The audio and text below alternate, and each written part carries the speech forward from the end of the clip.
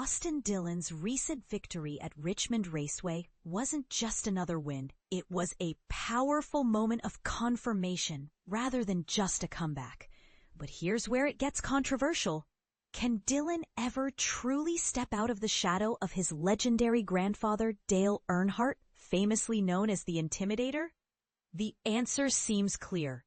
With 6 wins over 433 Cup starts, Dillon's record is respectable, but will never be mistaken for the iconic 7-time champion Earnhardt's 76 victories in NASCAR's top tier. Dillon himself acknowledges this reality bluntly, saying, "Even if I win 50 races, people will credit my grandpa for getting me in the seat. They wouldn't be wrong. He absolutely did, and he made sure I had the opportunity. Now it's on me to show I'm worthy of that investment." It's a candid admission that reveals the complexity of carrying a famous legacy. On Saturday night at Richmond, Dillon achieved something that gave him a taste of Earnhardt-level distinction, becoming just the second driver from Richard Childress Racing to win back-to-back Cup races on the 0.75-mile Richmond Oval. This feat echoes Earnhardt's similar back-to-back wins at the track in 1990-91 and even earlier on a former version of the circuit in 1987. And unlike last year, when Dillon's aggressive driving led to crashes with Joey Logano and Denny Hamlin and cost him playoff eligibility due to a penalty for rough driving, this time he showcased mature, strategic racing.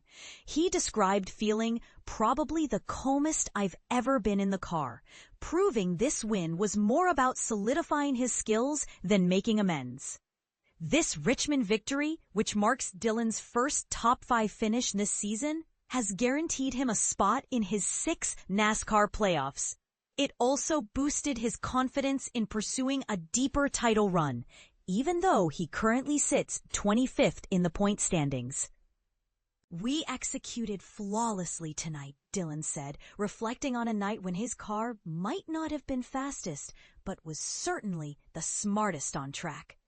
His approach demonstrated a new level of poise, combining physical strength, racing with a broken rib, an injury from an unfortunate ladder fall that had bothered him for weeks, and mental toughness. Dillon's patience paid off, especially in his duel against Ryan Blaney, the 2023 Cup Series champion, whom he outmaneuvered late in the race to seize the lead before the final pit stop.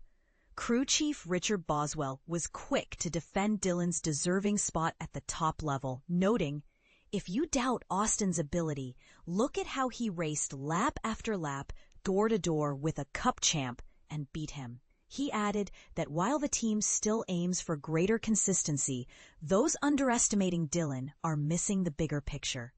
Richard Childress, the team owner who stood by the fiercely passionate Earnhardt through every high and low, is just as adamant that Dillon's wins are genuine achievements, not just redemptions.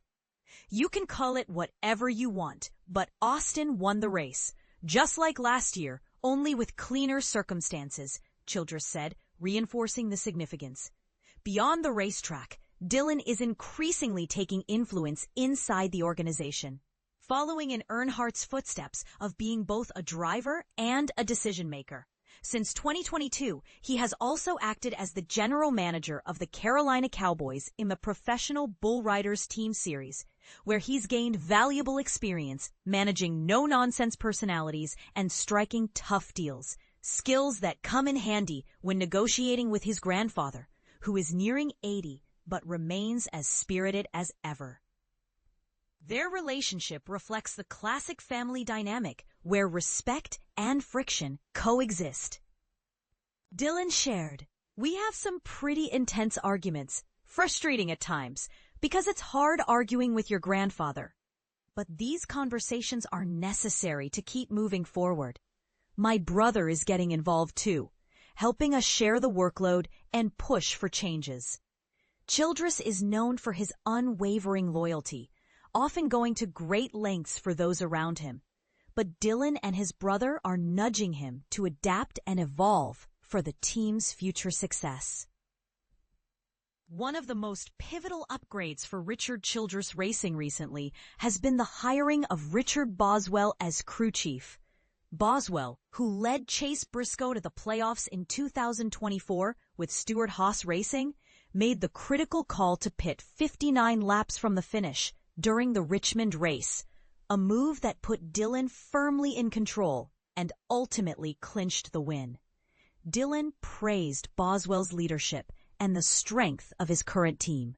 "He built a great group for us. There were times early this year when I thought if I couldn't perform well with this team, maybe it was time to rethink my role. But this is one of the strongest lineups RCR has ever had, and I'm proud of how hard we fight and find ways to win."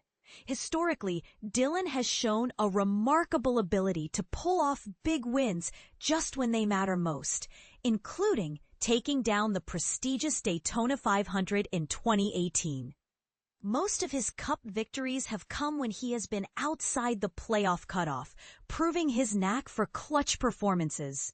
Childress highlights that across various NASCAR levels, from trucks to Xfinity to Cup, Dillon has accumulated 22 wins and multiple titles, underscoring a career forged through talent and persistence.